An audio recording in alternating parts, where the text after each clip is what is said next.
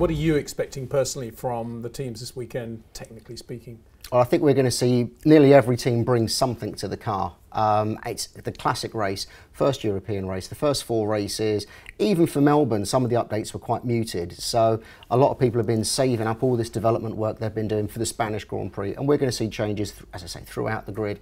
Mercedes in particular, looks like they're going to be coming in with a lighter rear end, a lighter gearbox. As we understand, is the gearbox was made quite a lot heavier, maybe 5 kilos or more. After testing, just to make sure of reliability, they've now got the lightweight version, which should really help their handling, because obviously we know the Mercedes isn't quite a balanced car at the moment with this long wheelbase, and if they've got unexpected weight at the back, that means obviously weight bias and the aero bias of the car is different. And it also means they can play around less with extra ballast just to tune the front to rear weight bias as they go from each track. So that should be a big improvement for them. Obviously, and when do you think that might go to the customer team using that gearbox Force India? Well, it'll probably have to wait for their next cycle of gearboxes, because obviously the gearboxes are a fixed rotation, so they probably will still have 1 or 2 other races in which they can run the old gearbox, and then they'll swap over in time. And again, that should really help the Force India team. Speaking of Force India, we're expecting a big update from them on the aero side of things. Now, they've already had one big aero update already this season. All those elements. All the elements that we saw, lots of the added complications, some changes to the wing and the diffuser.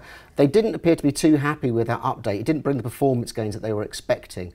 So they're going to have an update this weekend, which means they should be really kind of pushing towards the front of that midfield pack, particularly with Williams. And then we come to someone like Red Bull. Red Bull, as we know, they started the season with a really simple car, if we pull up here. So this is actually, the video we've got here is of the car and its launch specification.